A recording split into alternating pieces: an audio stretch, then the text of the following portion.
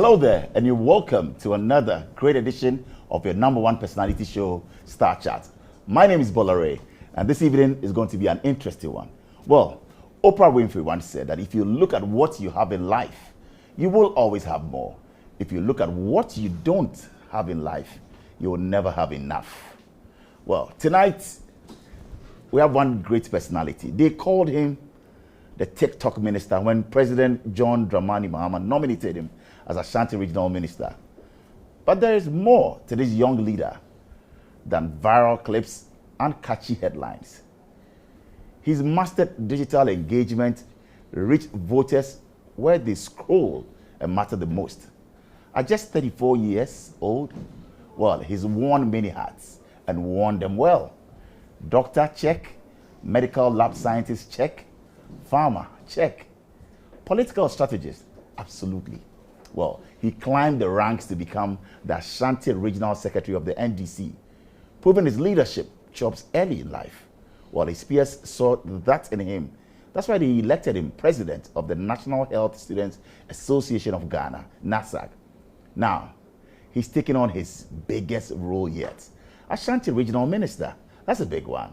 Well, tonight we sit down with him. We want to know his game plan, his supercharged economic growth ideas, and also he says he will continue projects that were abandoned, and the big one as well, the Asante Man Development Fund, to drive prosperity. But who is Dr. Frank Amoakohene beyond the titles? What fuels his leadership, and what bold vision does he come through for the Garden City right here in Ghana? Well, join me tonight as we dig deep into the mind of a leader redefining governance for a new generation. Oh, it's right here, unmissable on Star Chats, live on Starr 103.5 FM in Accra, Empire 102.7 FM in Sekondi Takrady, Ultimate in the Garden City, of course, Kumasi. Star Chat is proudly brought to you by MTN everywhere you go. Star Assurance. And we have something big coming up. You stick and stay. My name is Bolare. Welcome to Star Chat. Dr. Frank Amoakohene, you're most welcome. Thank you very much, to Star Chat. And you look the part. How's life, Doc? I'm learning from you. Congratulations. Thank you so much. On being appointed as a minister. Thank you so much. For that great region. And I said it in my intro, Garden City indeed. So tell us, how has it been for you? It's been okay and a very exciting moment. Yet alone, again, when you reflect on it, you realize that it's a huge responsibility. Looking at the conversations, the attention on the region, the expectations among others, it means that we just have to hit the ground running and make sure that as much as we can, we make the good people of Ashanti region and Ghana proud, and ultimately the youth of the Republic of Ghana. Amazing. And talking about the youth, currently you're the youngest minister. I mean, that must be a proud moment for you, Doc. Walk us through that journey and that feeling as well. Thank you very much. So, yes, of the ministers appointed by His Excellency John Mahama so far, I'm the youngest. And he had made that promise to the good people of Ghana that he was going to give the youth a fair participation in his governance. And it is rightly so, because I feel personally that when the youth owns the future of this country, and again, we are involved in the decision-making process, it helps us to be able to recreate that future we want to all see or have as a country. I didn't expect. I was coming to that. Did you ever dream of this? That becoming the Ashanti Regional Minister? You didn't see it coming? I didn't see it coming. Whoa. I only got a wind of it a day before the name. You kidding me? Yeah, a day before? A day before. So who called you? Who did the president call you? Did the chief of staff call? Who actually notified or announced it to you? It was a whistleblower who told me that your name is on the table for consideration. Wow. Consideration for what? Because I was thinking, oh, a deputy or CEO or just remain in the party as regional secretary. So when I heard the news, I was surprised, and I was like, really? Because I had worked with the president on different projects. So as and when he calls, Frank, I need you to do this, and I do it to perfection for him. So after the elections and everything, we had not talked for a while. So I was only concerned about how to reposition the party, how to realign the structures of the party. You know, in running the party, we had aligned it to win an election, but we had won the election. So we had to realign the departments to support government. So that was what we were doing. The committees we had formed for election purposes, how we could realign it to meet governance, among others. So I was thinking that, oh, I was going to do party business and maybe SEO, something. Right. Then I got the wind. And thankfully, the next day, the name came up that I've been nominated. Very exciting news. But yet again, as I mentioned, it comes with a huge responsibility. So as the calls kept coming, as the base on social media, you could see the eruption and the joy and the excitement reading from the comments and the various platforms. I realized that no, this is a case His Excellency John Dramani Mahama wants to make with the youth. And with all I have, with all I can, I should be able to make him proud and also make a strong case for the youth of the Republic of Ghana. Have you heard from President Mahama? Has he called you after the nomination? You've spoken? Yes, you've spoken, and we've had time to meet as well. He was in Kumasi, I think, the Tuesday of the announcement. I reached out to him that same day. Then he mentioned that he will come into Kumasi. So we met on the Saturday before the Akwasi Day. We had the opportunity to meet with the other key leaders within the region, including His Royal Majesty Otumfuo Osei Tutu. Walk us through what the president told you and why. What informed that nomination that, Frank, you are the man that I need? Like you're my eyes in the Ashanti region. What was the discussion on Saturday when you met him before Akwasi Day? So from our discussion, I realized that he saw efficiency in me when I was running the party as regional secretary, because as regional secretary, you ensure the day-to-day running of the party, making sure that all the departments function. The party in the region is at a disadvantage. We are minority within the region. So I had to find a way of identifying the problems and being able to propose bold solutions to solving those problems. And beyond that, be able to convince all stakeholders within the party that this is the path to go, and this will give us the results. When we started the whole realignment program for the party in 2022, people did not really see the bigger picture. But I had to go all the length of meeting all stakeholders, including the Council of Elders, the former appointees, including the president himself. I heard the whole presentation, PowerPoint, PDF documents on to the president. The strategic direction we want to take the party in order that we'll be able to break through within the region. And he found sense, or he found wisdom in the document and the plan that I had for the region. And we implemented everything. We met every timeline and we were able to exceed even the targets. You know, you mentioned something that struck me, efficiency, and that's what the president saw in you as well. How was it like? And you mentioned again that you are in the minority in the Ashanti region. Now breaking that and making sure that, yes, you even moved it to 30%, is that right? 33.1. That is unprecedented. Yeah. How did that make you feel? And were you very positive that, yes, you were going to achieve that? Yes, so when we started solving the problems we identified, we realized that the feedback and the polls and the survey we did all pointed to the fact that we were going to add more to the presidential votes and win more seats. So I think a month to elections, we were done with all the things we needed to implement. So we just had to monitor and control and make sure that we sustain the whole system through to the election day.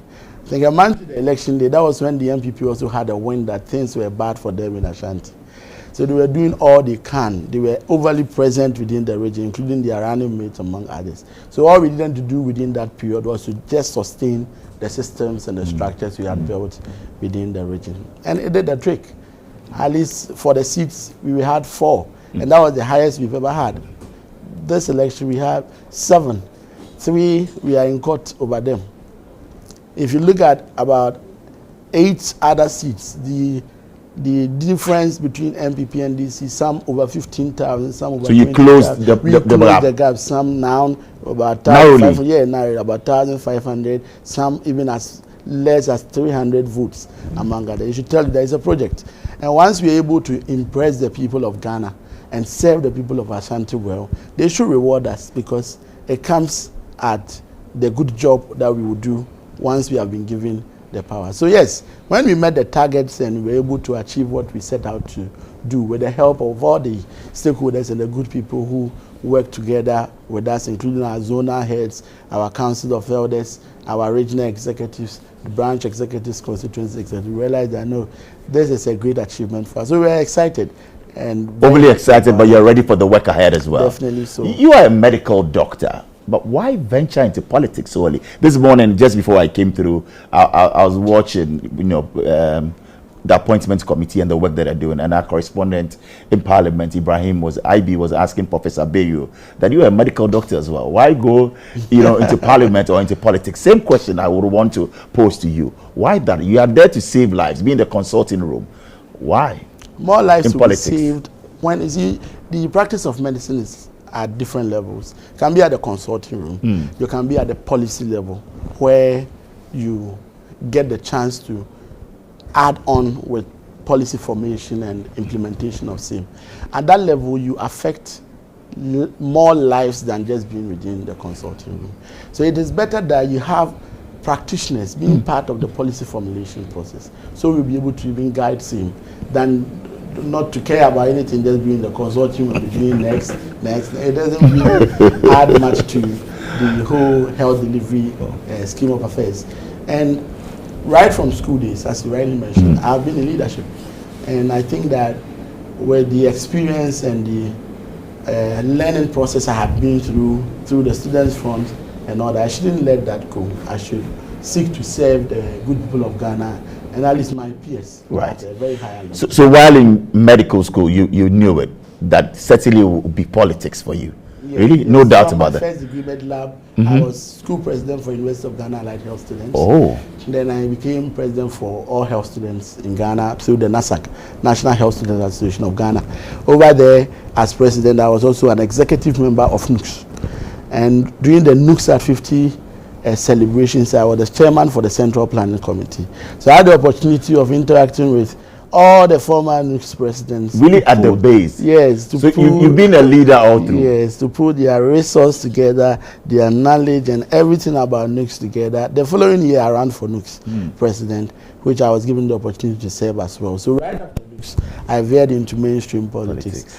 Then I ran for MP at Mampo constituency. Oh, I won Mampo. yes. But you lost. I won the primary. Oh, you won the primary, yes. Election. The national. Yes, but I was able to add a significant number of votes. That was the stepping stone to me becoming the regional secretary. Because they realized that, typical Ashanti community like Mampo, if this young guy, I was 28 years then, if this young guy, and I was still at medical school when I was trying to for MP. Wow. If he's been able to add this number of votes, then let's give him an opportunity to see what we can do with the whole of Ashanti region. And talking about adding up to the numbers, you played a significant role for the NDC during the campaign. I've seen many of your videos. No wonder they call you the TikTok minister now on social media.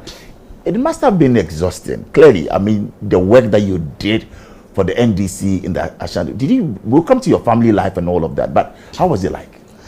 Okay, so upon assuming office as regional secretary, I realized I was the youngest, even younger than the youth organizer. Oh, really? Yes, so I had to complement the youth organizer, and by so doing, help him mobilize the youth front, and also be a contact person for the youth, because they could relate more with me. And if you want to put in mind that you're a medical doctor and you approach the people, you may want to lord over them without recourse to the fact that the people must see you as an accessible person in order that they can have confidence or trust in you. So I needed to go on that tangent in order to be able to get and to attract the youth. I mentioned during the vetting in Parliament that when I was NUCS president, I was on Twitter and Facebook predominantly, because the students like to write and type and all that and argue on text. But upon profiling Ashanti, I realized that most of the youth and even the people of Ashanti, they would like to do TikTok and even voice note on WhatsApp.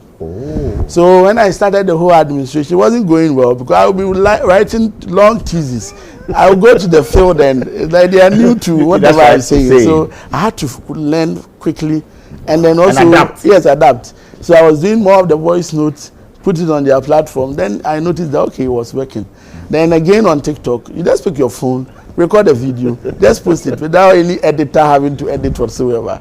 So will you say digital media utilization really played a major role in the victory of the NDC? Yes. And my master's, my MBA, the thesis was on the impact of social media influencers on consumer behavior in Ghana. The impact of social media influencers. Oh, so you have an MBA? Yeah, I have an MBA. Okay. So I took time. Want to know what your thesis was? So what was it? The impact of social media influencers on consumer behavior in Ghana. I would love to read that. Yes, I'll share it with you. Yes. So I took time to analyze the role of social media influencers on how people make purchasing decisions, how people subscribe to an ideology, among others. And I didn't have to write just the thesis. I had to put it into use. That's right. To see how I can turn myself into an influencer and be able to drive people towards certain governance ideology, among others. And as I mentioned in Parliament, I'm going to leverage on that to promote good governance, especially within the social media. No, this is great. And I think that you should actually organize a master class on influencing ideologies and also impacting. I think that you've done very well. Thank you. Glad to know that what you did as a research, you really brought it to impact. Yeah, you're living it. But let's talk about the elections. Still on the elections, I understand you are challenging Obuasi East, Ahafano North, and then Ahafano Southwest as well, seat in the Ashanti region. Yeah. Come on, you won 4 out of the 7 that you think that you won. Are you not satisfied with what you've achieved? We won 7 out of 10. 7 out of 10? Yes. And now you are challenging 3 to add to the 7. Are you not satisfied with the 7 that you have? The issues of these 3 constituencies are fundamental to our elections. And we need to set the right precedents, not just for this particular elections, but also for future elections. Right. Because this election, we have 184, we have overwhelming majority and all that. So in any case, you want us to gross over Certainly. that. But there are infractions within the law that if we don't get a ruling from a court of competent jurisdiction and use that as a benchmark for the future elections, the next time these issues come up again, you would ask us why we did not make sure the right things were done in the previous elections. So in Obuasi East, a declaration was made for Samuel Abuaje. Clear evidence on video, among others. The EC, without recourse to the NDC and our candidate, came to Accra and did a recollation and did a new declaration. With Obuasi is the EC, there was a mandamus application which did not include Obuasi East. So they got the ruling on the mandamus for 6 constituencies, that minus Obuasi East. Yet they sneaked Obuasi East as part of the recollation process to redeclare that results. And in doing so, they didn't even invite our candidate. For the first declaration, the pink sheets were signed by our candidate and the MPP candidate. He signed it under his own hands. Yet he said that the EC is claiming that they signed and they did that process under duress. So we want a court of competent jurisdiction to decide on that matter, having assessed all the videos and all the evidence, and give us a ruling, whether in favor or against whatsoever the decision may be. We are okay for it. So we can use that as a basis to guide our future elections and our future. So it's something that you will pursue. We will pursue. So it's logical conclusion. Yes, we'll do that. For Ahafano North and Ahafano Southwest, the issues are similar. After the provisional collation of results, they realized that JM has won both constituencies, including the Ahafano Southeast. So when they started the parliamentary coalition, one person within the coalition room visited the washroom and found a pink sheet that was handwritten with pen. And it's only the EC that has the pen copy, the handwritten copy of the pink sheet. All political parties have the carbon copy. So an alarm was raised on how come that original pink sheet is found at the washroom. So during those confrontations, I think that it became very heated. There was military invasion, and all pink sheets at those collation rooms got destroyed. So for Ahafano Southwest, Obuasi, Ahafano North, there were no pink sheets. The EC, however, went ahead to collate and declare a winner without recourse to the pink sheet. The question here is that, can the EC declare results without recourse to the pink sheet, and can go through notebooks and find out what they wrote after? It is not done. The legal document for declaration of results is the pink sheet. So that one too, we need a court ruling on same, so that subsequently, when another declaration is done from notebooks, people of Ghana will not complain that why is results collation being done from a notebook or a jotter. We need declaration from that original copy of the pink sheet. So those are the issues and the crux of the matter with those three constituencies. And it's still in court and we are pursuing same. Well explained, and thank you. Well, before the election, and tell me honestly, genuinely, frankly, as your name, connotes, did you believe that the NDC could unseat Katie Hammond? Did you? Yeah. Before the election? Before the elections. We have tried snatching the Adansiasukwa seat from 2012. 2012, we tried very close, but we couldn't make it. 2016, same, the gap worsened. 2020, same, we closed the gap a bit, but I was thinking around 3,000, almost 4,000 votes. When I started the reprofiling work, I spent my initial 3 days at Adansiasukwa. And I was able to identify the towns that give us problems. So together with the party leadership at the region and the constituency, they decided to see how we can turn things around in our favor. One, Katie Hammond has lost touch with the people. And their needs, their basic needs, were not on top of his agenda. Bola, to be frank with you, Katie Hammond lost because of toilet facility. Really? He lost because of toilet facility in Adansiasukwa. Tell us more. No, because this is revealing. Yeah, he lost because of toilet facilities also. So when I started the house-to-house retail engagement, it started from the station. Then we were having a music van. When we entered the station and we were engaging with the women, say, your campaign message is good, but give us the mic. Let us tell you what we want. They said, fair enough. We are coming to campaign to you, but not to campaign to us. I gave them the opportunity, I gave them the mic.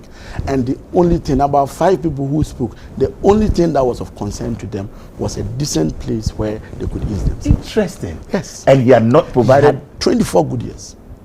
And the people were bitter about it, very bitter about it. We went to FUMSO, the same thing within the same constituency. So I realized that, so you knew that the great man was going to fall on the day. So Adansiasukwa elections was not about 24-hour economy. It was about provision of decent toilet facilities for them. That is it. And yes, it's a charge on my MP and this year we will appoint for the constituency. That you are going to ensure. If not for anything, let's solve that basic problem for them. Then we can attend to their market and the e-block that His Excellency John Mahama provided for them in the first NDC administration. Interesting. And on this, you have a good sense of humor as well. I was watching your vetting and you responded to a question in Parliament about the dualization of the Swamitafo Mampong Road project. You said that after the sword cutting ceremony, the sword got lost. You even promised to find the sword. Really?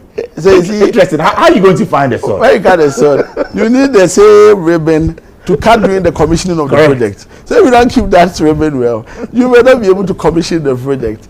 And I think that the same principle that had led the MPP to their inability to completing the project. They gave us a timeline that we're going to complete the project by ending of 2024. And here we are, work done 30%. And yet, 8 years, they still want to charge an minister designate who is not yet in office to make a promise of completing same.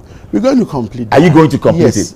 And Honorable Minister, is a promise, and it's a huge one. During my campaign, and in most of the communities I went to, the people did not really care whether this government started or this government. All they were concerned about was that the projects are there, initiated with taxpayers' money and left to rot. Crowflow Market started by Akufo, left to rot. KJTR started by GM, left to rot. That is the interest of the people. So I'm an interchange. Beyond that, Crowflow Market, KJTR Market, Sewua Afari. And thankfully for Ashanti region, His Excellency the President was in the region for the Akwasi Day, and he made that commitment to His Royal Majesty Otumfuo Osei-Tutu. So it will be a plus for us that what the MPP could not do in terms of ensuring continuity, we have been able to do that as a government. Wow. And you are confident that you're going to complete it? Definitely, we work to complete it. We work to complete it because it's the heart of most of the people within the region. And once we're able to do that for them, I think that they will reward us beautifully in 2028. I love that. And you know, the Ashanti region is a key economic hub. And clearly, people are looking at it for economic growth. How are you, as a regional minister, going to boost? What policies are you going to implement to boost economic growth? The policies of the president, definitely. Because I represent him. Right. And all the things he mentioned in the manifesto, we're going to follow through. What modifications maybe we will propose is that we promise jobs. I think that once there are decent jobs provided for the people, they should be empowered to a very large extent. We promise the National Apprenticeship Program.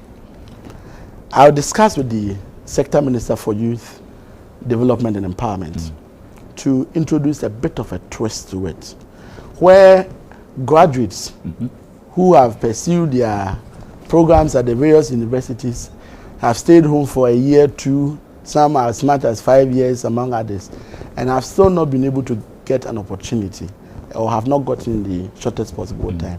I want to introduce a certificate program in skill training for a year or 2, so that whilst at home, instead of wasting the time at home, you can get a skill training. But that's what the YEA is doing. Are you going to do any different from what? Yes, it has to be different from that. Oh.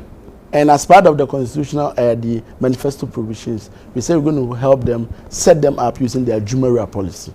Once we do that, someone who has gone through university, if you've been able to add a skill to the person is able to set a framework to even turn himself into a manager and bring on board the informal sector participants to be able to regulate that sector for us and even open that space for us. Because I've realized that if you complete programs like sociology, political science, and all the arts-related programs, you want to be employed within institutions and to work within the office settings.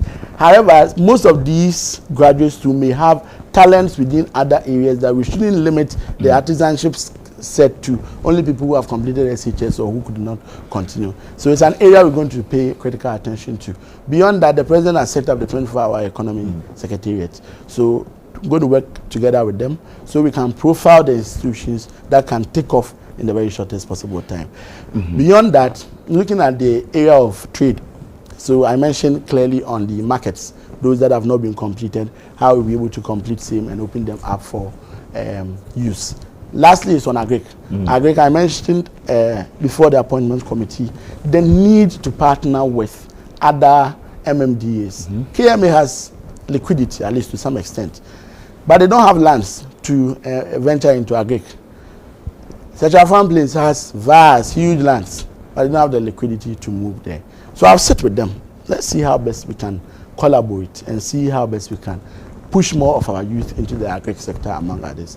Minister for Food and Agriculture has also made that indication of providing mechanization centers, so that if you're a youth or you want to venture into the sector and you don't have the liquidity to even start, at least you have the equipment, you have the seedlings to even take off and all that. Once we are able to do that and do that well, we should be able to open up that space. And on the area of agric to post-harvest losses. Post-harvest losses is one of the areas where it takes away their profit margin. So the national buffer stock, when we work closely with them, we need to be able to buy most of the surplus. Identify the institutions we need to supply. So we take that marketing function as part of the role of the buffer stock. So that if you're a farmer, you are not worried about who will buy your items and how to even store them, among others.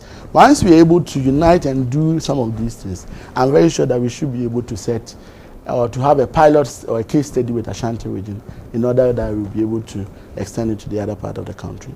Amazing strategies and interesting ideas, I should say, and that is why I was very quiet in listening in. Certainly you want to deal with unemployment and you have hope also, something in store for the youth, because you believe that unemployment remains a major issue. But we talked about agric, which I like what you also brought up. Buffer stock, will you be of the opinion that instead of it being centralized, it should be decentralized? Very much so. Oh, very so. Yes, yes, especially at the district level. Correct. Yeah, they should have a marketing strategy at the district level. Whatever comes to the regional level should be surplus from the regional, from the districts, so that we can redistribute to other districts who may be in deficit. Then national comes in when the regions have surplus, among others. If we centralize at Kumasi and in Accra, we are not going anywhere. So I'm going to work with the MMDAs. Is this something you're going to push for? I'm going to really work on it, because if you look at the statistics, majority of the people, especially within the rural MMDAs, are employed through agric. So if you're able to support the agric sector, we should be well to do as a region. Great one. And in terms of strategies, yes, you mentioned agric, you want to deal with unemployment. What about healthcare? What about education? And again, we'll touch on the roads. Many are complaining. Others will also say that, well, the Ashantis didn't come out to vote because of maybe road networks and all of that. Education and healthcare, what is your policy? I know there's a national scheme and agenda. So for healthcare delivery starts from the base, the primary healthcare. So it has to do with the CHIP compounds, the health centers. The past John Mahama administration started a lot of projects within the health center, CHIP compound, development within the catchment areas. Some were left to rot. We will make sure that as part of the policies of continuing government projects, we will revisit them. Before even moving to the secondary delivery of healthcare, the preventive aspect is an area that we should not lose sight of. Because if you prevent the disease from occurring in the first place, you will reduce the burden on the creative aspect of health provision. So the public health units need to be up and doing by making sure that the people have the right information to even know when to make a decision to go to the hospital. Because in many cases, you get people coming to the hospital after exploring other alternative healthcare, traditional, herbal, with cases that clearly needed a medical intervention. And thankfully, with the alternative health care provision, we have been able to formalize that sector. Okay. So we should be able to also get them closer to the people within the communities that are providing alternative health care, so that they can equally educate them to a certain level and let them understand that in these conditions, advise the patient to come straight to a hospital. And since you are a practitioner, are you actually going to be an advocate for this? Because it's critical and important for us. Definitely. So once we're able to do that, now we get the people informed in order that when the infrastructure or the clinic or the hospital is there, you will get them to decide on time to be able to assess him. After the preventive and in the primary, as I mentioned earlier on, the secondary is the district level health infrastructure. Districts without district level hospitals. His Excellency John Mahama did a good job by bringing on board the Kumawu Hospital, Konongo Hospital, Bekwai, Formina, Tepa Hospital, among the other hospitals that we benefited from. His Excellency, the former president, also started the Agenda 111. Unfortunately, they couldn't complete them. I think they initiated 11 or so. So definitely I'm going to take a holistic review of same, so that we'll be able to at least get a district hospital at the level of the various districts and municipals, in order that they'll be available to receive referrals from the CHIP compound. Then from there, we look at the tertiary. In Kumasi, we only have Konfanochi as tertiary hospital. And Konfanochi only serves beyond just Ashanti region. We serve almost half of the middle belt of the northern sector. So all we need to do is that we need to provide other tertiary hospitals. And that was the role of Sewua Hospital. Sewua was to serve as Ridge Hospital, a Greater Accra Regional Hospital. That is also supposed to be a Ashanti Regional Hospital, in order to receive the referrals from the district hospital to reduce the pressure on Konfanochi. And then that Afari Hospital is to serve the role of 37 military hospital. So and all of these going to come on the street. Yes. I had Dr. Omani Buama talk about, the Afari, so certainly it's something he's the sector minister over there, and we have commitment from him. His Excellency John Mahama, during that consider mentioned these projects as well. So equally I have commitment from the president. Right. So definitely the things I'm mentioning here are things that the president has in mind to help the Ashanti region with. And we'll take you on for that, because we'll come in and then we'll track. Definitely. We need to track all that. So you see, Monday, most likely, I'm starting work. Okay. The first is to get report from the MMDAs on all stalled government projects. The project scope, funding source, reasons why they are stalled, among others. Once we have a comprehensive list of same, then we will now be able to set the priorities. Then we can now keep you updated that, oh, we might say 50 stalled projects. This month or this year, we are starting with 10 of them. So you can follow and be sure that, oh, we're delivering on those projects. Talking about stalled projects, I saw a video and you went to the Ashanti Regional Ministers Coordinating Council, the residency, and it was in such a terrible, shape, if you want.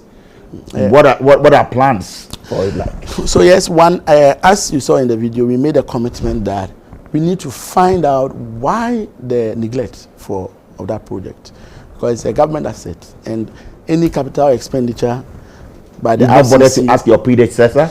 Oh, as I have mentioned on some other platforms, I called him. Oh, you did? Okay. Yes, I called him, but he didn't respond. I sent him, I followed up with a text message. Okay. And still have not had a response to that. Wow. And the call and the text message came even before we went to the site.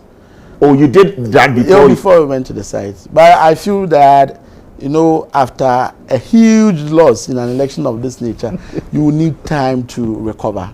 So I'm sure that after I resume work, he will come around so that he's walked the path. I should be able to learn from his mistakes. Yes. So I will maybe get handing over notes, get some, a path to chat. You will extend an invitation on this platform to the former Ashanti Regional Minister. Yes. You will want to have an engagement with him. Yes. He's far ahead of me in terms of age. So if not for anything, that's right. So if not for anything, the experience, the guidance.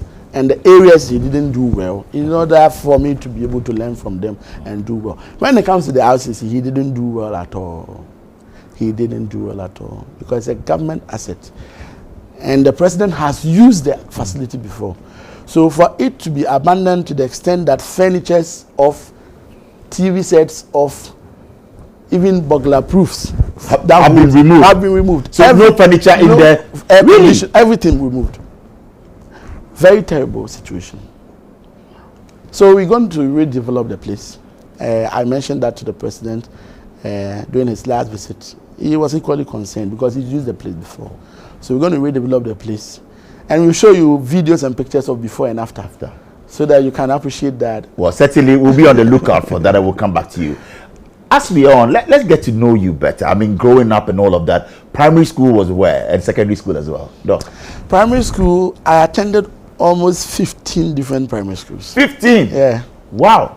Why? So my dad was a policeman? No, he was a head teacher. Oh, okay. And I didn't know, but he cherished being transferred from town to town and all that. His mother is from Hammond. His father is from Drobonsu. And my mother's mother is from Institute and his father is from Mampong Ashanti. So we started my schooling from Kwaman, which is my dad's hometown. Right. Then from there we moved to Funfuni, Sejeja, Pipaya, Riamwase. Master, you hustled. And you still kept your focus. Yeah, almost every year you were changing. Primary school for 15 schools. Yeah, Buenim, Aguna SDA, but so for RC primary school. So class 5, I became stable at St. Monica's Primary School, IJ. Okay. Mampong, all right. Then from there, I moved to St. Monica's JHS. That year that we entered, they made a decision not to take male admissions. So we spent only 1 month in that school. We had to find another school to attend. St. Monica's? Yes, St. Monica's JHS. All right. So I moved to Anglican JHS. Then that too, I spent 3 months. Then moved to St. Andrews Junior. So that's where I became stable and I completed my JHS. Wow. SS was uneventful. I attended Osetutu Senior High School and so completed Osetutu Senior High School. Osetutu Senior High School, yes. Right. At SHS, I didn't read biology. I read geography. You really? Yes. I'm a medical doctor. I need to bring this out so that the youth listening would. So right after school, I needed to write enough deck and get the biology in there. So I had 9 subjects instead of the 8 subjects. So it delayed me for a year. 2010, I entered University of Ghana. when I entered the University of Ghana, there was something called Champions League, justify your inclusion right. to enter the medical school. So I read biomathematical science. Then the following year... No, go back. So this is a student who didn't do biology. Yes. Read geography. Went to the University of Ghana, did what? Biomathematical science. So the path to medical school was either through physical science, biomathematical science, or biological sciences. Yes. But it was traditionally for biological sciences. Correct. I had a very strong maths background. So I decided to do the biomathematical science, which had a lot of the maths courses. So I would be able to get a good GPA and compete. Get to the medical school. To the medical What's school. around? So when applying to the medical school after first year, I was scared because we were told that you can only choose one course at Kulebu. I didn't know anyone, so I said that okay, after the orientation, I decided to settle for MedLab because they had told me that after MedLab, you can have a route back to medical school. So okay, let me start with MedLab. When I started MedLab, I realized that people who were in the program felt that, oh, because of the competition here and there, their desire and passion was supposed to be with medicine, but they are reading MedLab.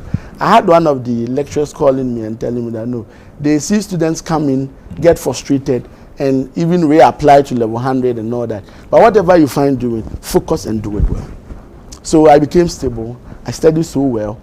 Through that, became the school president. Then I was able to complete with good grades, and I re-entered the medical school after MedLab. Wow. And MedLab is a foundational knowledge for medical practice. Okay. So when I completed medical school 2020. And that was for how many years? 4 years. So after MedLab 4 years, medicine 4 years. 4 years, right. The post first degree is 4 years for medicine. So UDS has started the Doctor of Medical Laboratory Science program.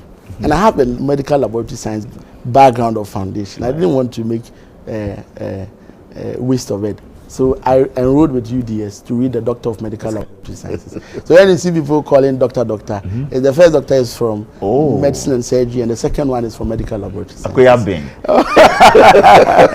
No, I mean, your journey is an inspirational one. And clearly, it needs to be told. I'm happy that we're celebrating you today on this show. But you said yes, Osage 2 was on event. We'll go back. We'll go back there. What kind of school? Let me end with okay, so after the MedLab, Doctor of Medical Laboratory Sciences, I was regional secretary then.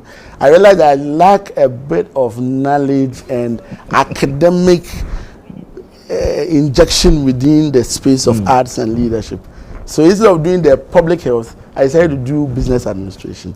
So I can have some corporate governance knowledge, some supply chain knowledge. So you have 2 doctorates, yes, you have an MBA. So the MBA opened my scope when it comes to leadership and being able to manage the departments. So basically that has been the journey with academics among us. You say my policy. What policy?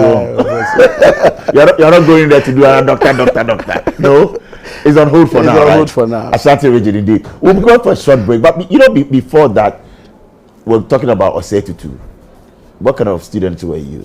You had a nickname back then, but you were a stubborn guy. But what was you? I mean, tell us about who were you in school? Okay, so in school, you know, Osage 2, right. But I was very young. I was very young and much into church activities. Oh, okay. I learned to play the keyboard, the trumpet, bass guitar, drums, and music program. Are you human? You play the keyboard, bass guitar, drums, drums. You play all these instruments. And music programming. Wow. Yes. So when they are out there, I'll be with the choir, or I'll be rehearsing, or I'll be doing SU things, Pensa things. Oh, so you're in Scripture Union? Scripture Union. We're Kufipa. I'm an elder of the Church of Pentecost. Oh, you're an elder of the Church of Pentecost. I'm well balanced.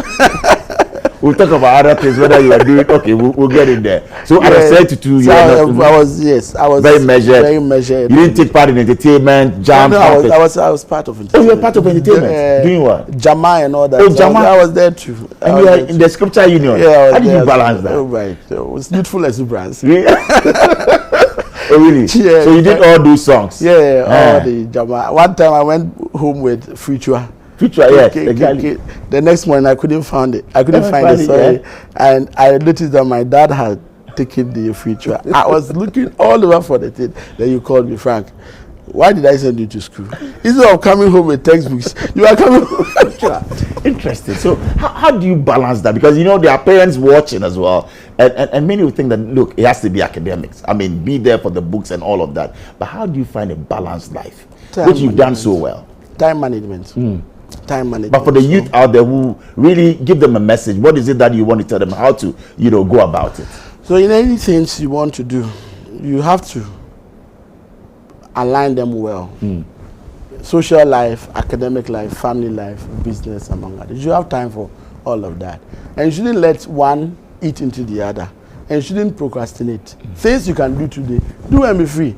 Instead of waiting and postponing and doing last minute sort of things.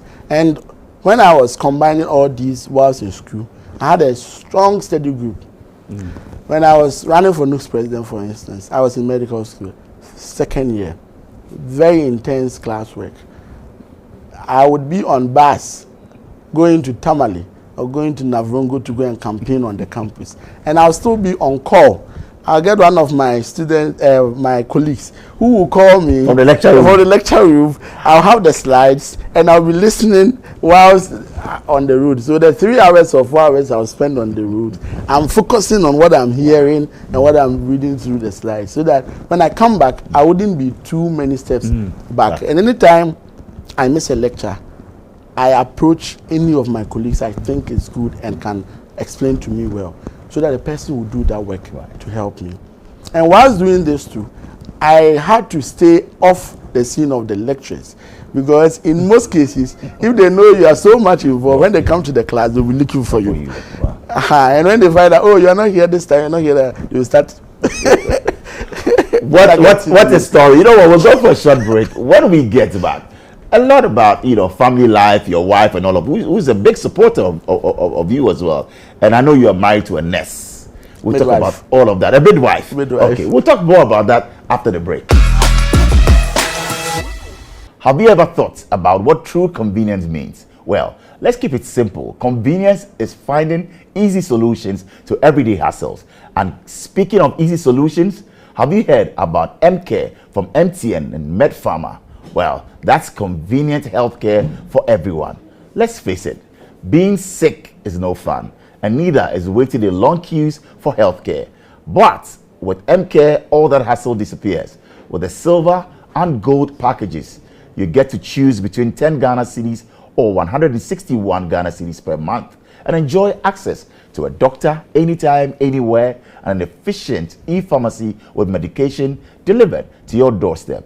And guess what? It comes with life insurance cover for hospitalization and death, and health insurance depending on your package. Unbelievable, right? Well, now I ask, what's more convenient than this? Download the MedPharma app to sign up to silver or gold package today.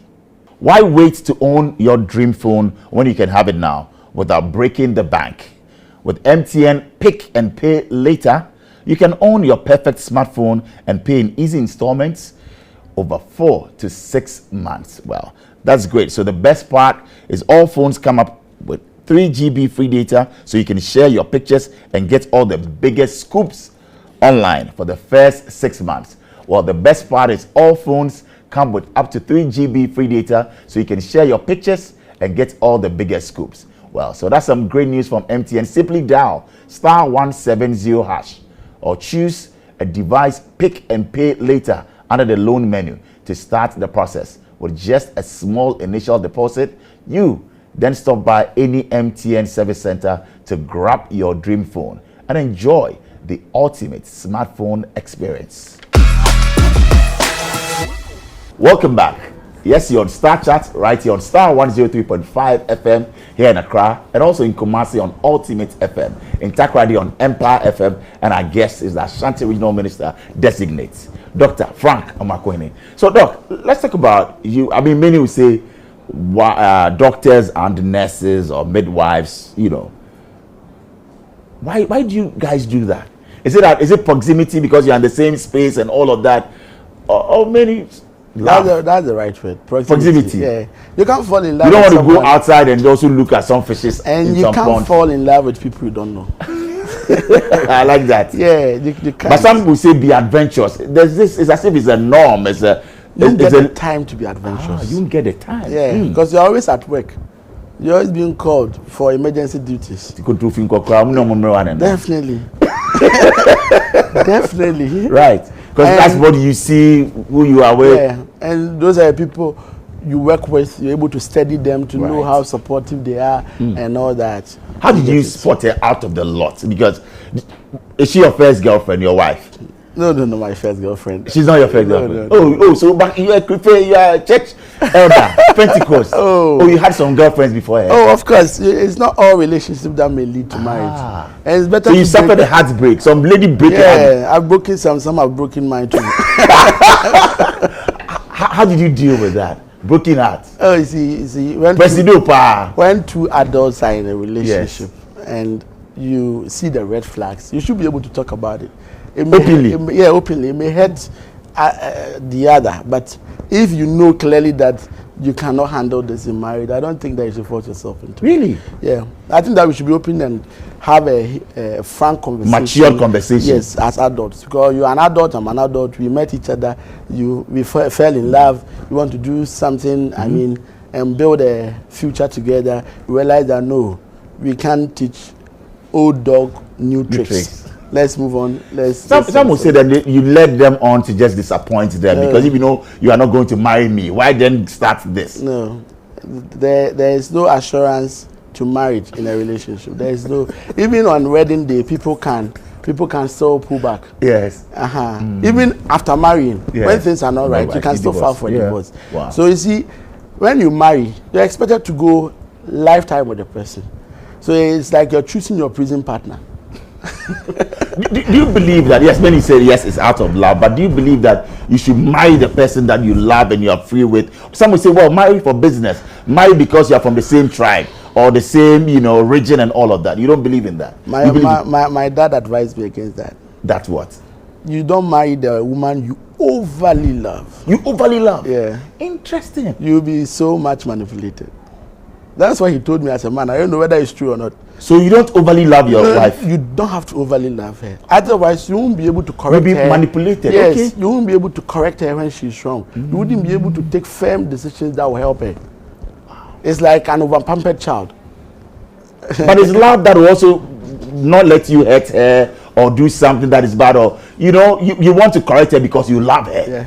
So how do you value? Too much of everything is bad. Too much of everything is bad. There are times you meet a lady and you even careful of how to speak to her. You don't want to make mistakes. You want to when you meet someone and it's genuine love and it's not overly, you are able to express yourself. You're able to be yourself. You're able to play with the person. Then it builds that friendship, and it's that friendship that will keep you guys going. How did you meet your wife? At work. At work? Yeah. So you saw her out of the lot and you realized that. Okay, so it was a night duty. Okay. And there was a difficult case with delivery, and the patient was very difficult. They didn't want any doctor to attend to her, including the midwives. So I was there on duty, and a doctor on call. They called me. I went there, and the patient, out of the blue, felt that she was safe with me and would do anything I wanted her to do to help the process go through. So I stayed by that patient throughout the delivery. So when I was there, she was in the midst of other friends. So we got to know each other from there. Okay. Then from there, we became friends. If there are any difficult situations, they call, favorite doctor. So from favorite doctor to favorite husband. Favorite doctor too. And you've been married for how many years? Almost 3 years now. Almost 3 years. Yeah. You have any child out of that? Yeah, 2. Oh, 2 children. In 3 years? In 3 2 years, yeah. Doc, you've been busy? Yeah, very busy. I'm representing you well. And how many do you intend, God willing? Maybe 4. We have a boy and a girl. Okay. So maybe so another boy and another girl will be. Okay. Won't be bad, right? Yeah. And we love what you do. We've watched your videos on TikTok and all of that. You love music. You said you belong to a Jama group, and do you still, when you have the chance, will you still go to, let's say, KNUST, go to Katanga and be with them, like they call it morale? or be with some students out there at Intako and just give them that spirit. Do you still do that? As a Gen Z minister, I don't think that I have to be an armchair leader. I love that. I have to be closer to the people. And you see, when people feel you are accessible and can approach you, they feel safe with you. And I think that is one of the roles His Excellency John Mahama wants me to play. Wow. To be able to rally the youth along and let them understand what governance is about and the role that the youth need to play in this scheme of affairs. So I'll be closer to them. I have a live band music team. Oh, really? Yeah, I have all that. I'll be coming to Kumasi soon. Visit me one day. I'll visit you I have soon. a home studio and all You that. have a home studio? Yes. So what kind of music do you love to listen to? Oh, gospel, reggae. Reggae? Your favorite reggae song will be what? Your favorite reggae song? I can't sing, so when I mention you go and do me like they did to Kennedy. You can't sing? Yes. To save your life? I don't know. Okay, but you just mentioned it. Which one? So who's your favorite reggae musician? Lucky Dube. Lucky Dube. It's not Bob Marley. No. You believe that Lucky Dube is the biggest reggae musician not to ever biggest, play? see, I just love to listen to which him. of his songs? I won't mention it because you asked me to sing. But I love Remember Me. Yeah. Which one do you love? You asked me to sing. But it's Lucky Dube for you any day, anytime for reggae music. I listen to it a lot, and I learn a lot of the instrumentals from there. Oh, right. Yeah. So visit me one of these days. I will. We'll do that. What about Afrobeats? Afrobeats, yeah. I listen to them a lot, especially with the programming on the Cubase and right. Studio. Right. Master, you know music. Oh yeah. At times I just listen to it and try to program it myself instead of just extracting the beats. Wow. Wow. When in my leisure time I do most of that. You do that? Yeah.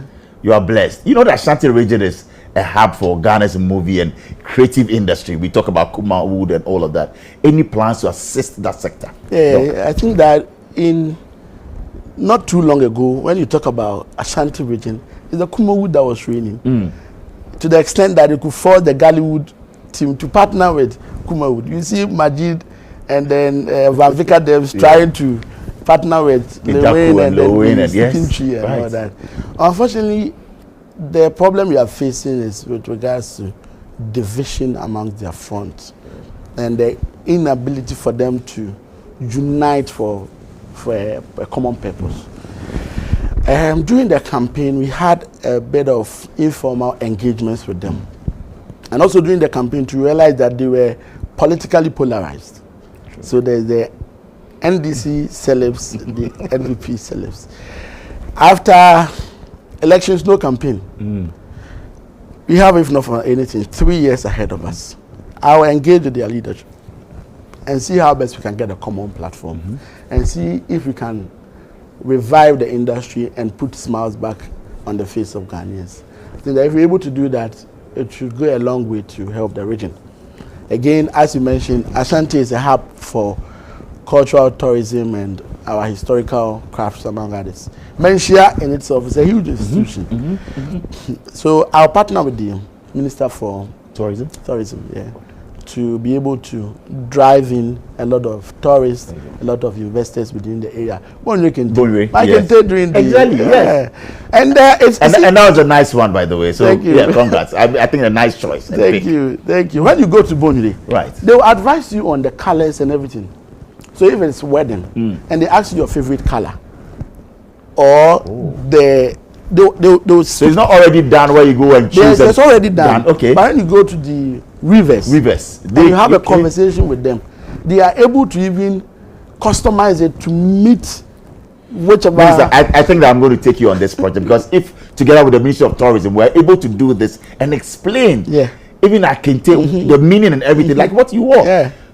I think that will even bring in people to some revenue for Ghana. Very true. If we can customize it, imagine that you can actually make it unique. Very true. So if you are going for your wedding, correct, and you have words for your wife, you can go. They will use those words to weave and explain to you that these symbols represent A, B, C, D. Then you'll be able to now connect with whatever you're wearing. So let's unite. We have a lot of untapped talents. We have a lot of underdeveloped areas within the region. I'm very much sure that with unity of purpose, we should be able to develop. Unity of purpose, indeed. And as we wrap it all up as well, as Ashanti Regional Minister, what legacy do you hope to leave behind when all is said and done, Doc? I want to build a very peaceful society.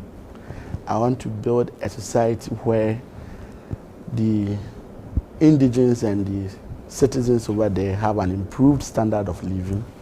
I want to build a society where we've been able to bridge our infrastructural gap and ultimately be able to provide decent jobs for our youth. Not forgetting the fact that we need to have a huge control over our sanitation situation within the region. These are the key areas I'm going to look at, and I'm going to make sure that, if not for anything, people of Ghana and Ashanti region should remember that there was a youth one day who was given the responsibility of managing the affairs of the region on behalf of the president. And he executed these sectors with distinction. So in the 4 years ahead of us, if all things being equal, we should be able to see massive improvement in these areas. And some have also talked about maybe Akwesidai. Yes, I know Menshia will do, but the culture is so rich. Are we also, like, again with partnership, when are we going to see something where movie actors, people would even put the story of Menshia as Santiman into a documentary? Is this something that, because I got a message coming through earlier on Facebook that, what are we also going to do about that? Our rich history, are we going to document to market them as well? Is that something that you would want to pick up? I think that is an eye-opener. Certainly. Yeah, it's a thought-provoking area. Right. I've seen some YouTube videos on the history of Ashanti, the history of Menshia, right. Otufo to the first, Nanajiman Prempe, and all the other Otufo. But as you have rightly said, I think that we should be intentional about it. Correct. And even to the extent that we can put it on Netflix and all the other platforms. There you go. Minister, you get the thinking. Because yes, you are right on point. I've seen Inolens from Kumasi doing a great job. Yeah. There's also the Ashanti Nation. I've seen them on TikTok and all of that with great videos. If we can actually bring them together. And like you said, why can't we have something like that on Netflix? On Netflix, yes. The key Ashanti stories, some of the war. We go to Netflix, watch war movies. Exactly. The story of Yasantua alone. Imagine the youth would like to go and know the true history. To generate revenue back to the actors. So I think that is something that we're going to do. But it's not time for our mystery questions. And yes, here we go. You can please pick one. Pick an act. Let me tell you the things I can do. I can't dance. You can't dance to save your life, or you do something. So you pick one and just tell us. Okay. But you pick all three, though. Yes. Okay. You still come back and pick the rest. Oh, really? So no, you open it and read it. I should open it and read it. Okay, fine. Once you are not seeing the question, I can read a different question. All right, I have it here. So no worry. Is there anything said about you that is untrue? Yes. That's what. What have you heard? That wild rumor, and you're like, Charlie, you even ask your wife. To me, come once and say, and it's not true. Is there any? And if there is any, they said you've done what? I would remember from all the reactions on social media. Anyway, they say that Meniemre. Oh yeah, sure. Really? But is that what you are? They don't know, eh? They don't know. They don't know. Oh really? They think that you're calm. And I have to be assertive. I've led demonstrations in this country. Oh, you have? Yes, Ghana First demonstration. Ghana First. You led that demonstration? Yes, the demonstration against the Ghana-US military deal. I was not president then. I've led demonstration against NDC government before too. Against NDC? Yes. Tell us about that. In 2016, over the nursing training allowance. But you were a member of the NDC? Oh, I was a sympathizer then. I was a student leader, so I was doing the student job. And you led a demonstration against over the Ghana-US military deal.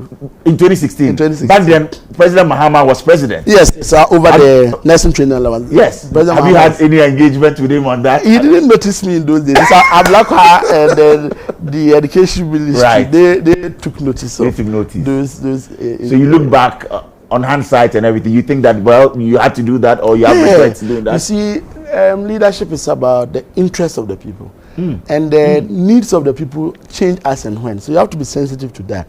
Kwame Nkrumah, after they overthrew him, he made a profound statement that if I knew that Ghanaians wanted milk and honey, I would have made them flow through their pipes. So you have to be sensitive to what the people need at that point in time. Right. The laws of 2016, most of them was because of some of these things. And I was closer to the students. I could hear the things they were saying and they were whispering. And I thought that I should... All right, so the next one that you pick out will be Jesus Christ. Yes, sir.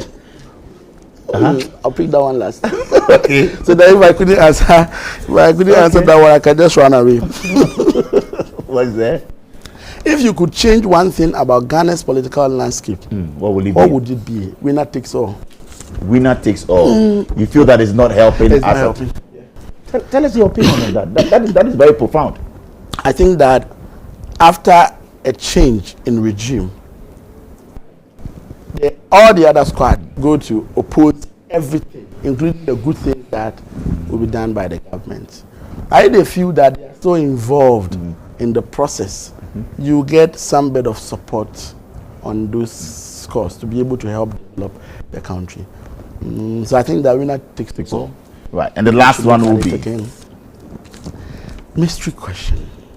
What are your top 3 priorities as you assume office? Right. Those ones I think I've mentioned that. You mentioned them, yes, earlier. So you see, I picked this last because I know that this will do the vertical. So job creation, that's right, agric sector, and being able to bridge the infrastructural gap. Fantastic. It's been an interesting one with you, and all we can say to you is the very best. Thank you. We wish you the very best as you go back, and what you've said on this program, we hope and we pray that you carry them through. Support me. We support you, and we're here 24/7, and it's for Mother Ghana. Thank you. We say the very best. Before you go, this is your camera. Kindly look into it and give Ghanaians their assurance, not only those in the Ashanti region. What is your message, Doc? Thank you very much. So any youth, every citizen watching the show, I want to thank you for the support and the prayers and every good word, every good prayer you have said about Mother Ghana. We have a litmus test to ensure that we develop not only Ashanti region but Ghana at large. We also have a case to make for the youth of the Republic of Ghana that yes, indeed, the youth is capable of managing not only our own affairs but also the affairs of the country. I am young, as you know, but it's a test case for us to unite, build Ashanti region and build Mother Ghana. All I ask of you is to continually support me, continually support His Excellency John Dramani Mahama, so we can help him to build the Ghana we all want. May God bless our homeland Ghana and make our nation great and strong. Thank you very much. Great and strong indeed, and thank you very much. A man who's supercharged to ensure economic growth, you've said it, and also complete key projects and launch the Asanteman Development Fund to drive prosperity. Thank you very much, Doc, for being our guest. It's been a pleasure. Thank you. Thank you. It's been great having you on Star Chat. My name is Bolare, and a big thank you to the production team. God bless us all. We're out.